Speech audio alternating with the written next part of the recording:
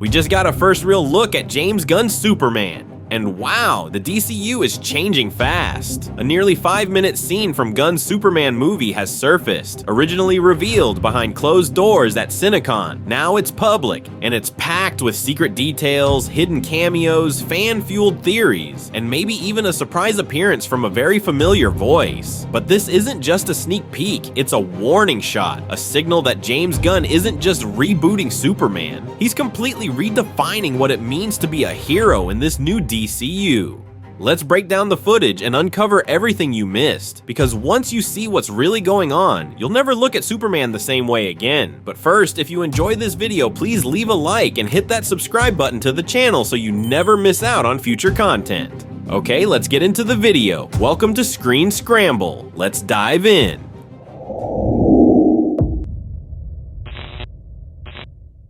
Superman is broken.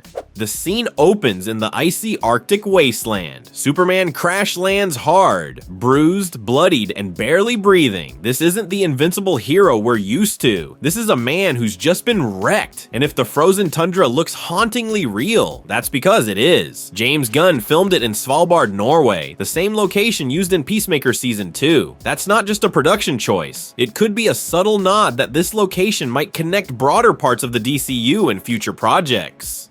Superman lies still. His jaw is bruised, his neck swollen. The sound design is sharp. You can hear his labored breathing, the snow crunching beneath his twitching limbs, and then a whistle. Faint, painful, desperate.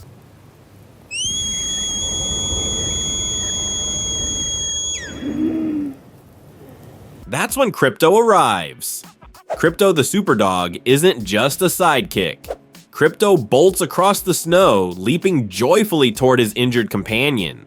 But what starts as a cute moment quickly turns intense, because every time KRYPTO pounces, Superman screams in pain. Yeah, it's adorable. Until you realize how broken Clark truly is. His cape becomes a lifeline, not a symbol. He removes it and hands it to KRYPTO, not as a heroic gesture, but as a last-ditch effort to be dragged across the tundra to safety. That tiny act speaks volumes about the state he's in. Superman, the most powerful being on Earth, reduced to relying on a dog to save him. And not just any dog, his companion, his emotional anchor. KRYPTO doesn't hesitate. He grabs the cape in his mouth and begins pulling Superman toward an invisible destination. That destination? The hidden fortress of solitude. As the icy doors materialize from under the snow, the S symbol glows in response to KRYPTO's bark. It's clear Superman had this protocol planned for emergencies, perhaps knowing that one day even he might not be able to make it back on his own. The attention to detail here is next level. The snow falling off the fortress crystals, the subtle flicker of light across KRYPTO's collar. It's beautiful and haunting, but once they enter, everything changes. The Superman robots are from a different DC era. Inside the fortress, we meet them, the Superman robots. They're not just inspired by the comics. They are pulled straight from Grant Morrison's All-Star Superman run. That version of Superman is deeply philosophical, focused on legacy, mortality, and what it means to be a symbol. So the fact Gunn is drawing from that specific arc tells us a lot about his tone. There are 4 robots, all numbered. Their designs feel clean, but alien. And yes, one of them, number 4, is voiced by none other than Alan Tudyk. His voice delivers the perfect mix of robotic efficiency and subtle wit. The robots seem fully programmed to serve, not think. One of them even says, "There's no need to thank us, sir. We will not appreciate it. We have no consciousness whatsoever." But then, another robot says something strange. He looked at me. He looked at me. That moment flips the script. These machines are supposed to be soulless, but are they? Are we watching the emergence of AI with feelings? Or are these just echoes of Superman's own internal isolation? It's unsettling, in the best way. JOR-EL'S voice, Bradley Cooper? As the robots work, there's something else. Background audio, faint but distinct. 2 voices, one male, one female. Subtitled as KRYPTONIAN chatter. And the male voice, it keeps saying Cal.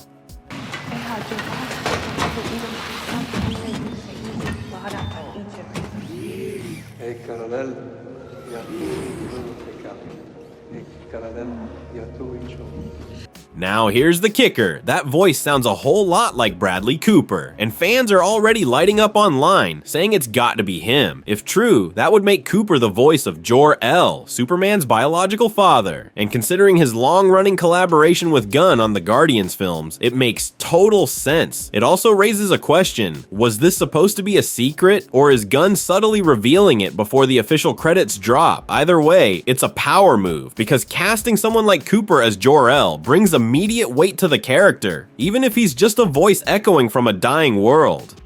A new Kryptonian language changes everything. Now, we get to something bold, something risky. Kryptonian is no longer translated into English for the audience. It's an actual alien language. Harsh, sharp, completely unfamiliar. In most previous Superman films, whether Donner's original, Man of Steel, or even Smallville, Kryptonians just spoke English. But not here. Gunn is forcing us to see Clark as something foreign, something other. And that's a deliberate choice. Because Gunn isn't just modernizing Superman, he's making him feel like a true alien. The language barrier instantly creates a sense of distance. We're no longer fully in on the Kryptonian side of things. We're seeing Clark through Earth's eyes as an immigrant from a culture we can't quite grasp. And that theme, it's going to ripple through this entire movie. Superman's healing scene is brutal. The robots place Superman on a glowing medical slab. A floating display shows every injury in sharp detail. Fractures, internal bleeding, lung damage. This isn't just a sprain, this is near death. And their solution? Blast him with 292 times Saharan Prime solar radiation. That's not just intense, that's insane. As the fortress rotates to face the sun, massive lenses focus the solar energy directly onto Superman's body. He starts screaming, loud, guttural cries of pain. It's uncomfortable, it's hard to watch, and that's exactly the point.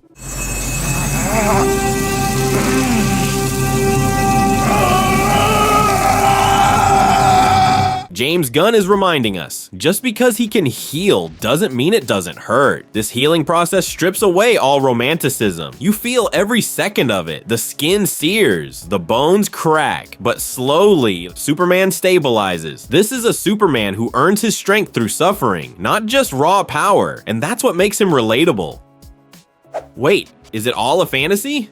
Then the tone shifts. We see Superman floating in a warm golden light with Lois Lane. They're close, smiling, at peace. But something's off. It's too perfect, too quiet. That's when the theory clicks. This scene probably isn't real. Gunn revealed that 10% of the film is a 12-minute interview between Lois and Clark, and fans think these dreamlike visuals are a fantasy sequence during that conversation. Clark isn't just answering questions, he's imagining a life he wishes he could live. A peaceful morning, a kiss in the kitchen, a floating embrace. It's not action, it's not spectacle, it's heartache. This is the first Superman film where his longing feels like the center of the story, and it hits hard.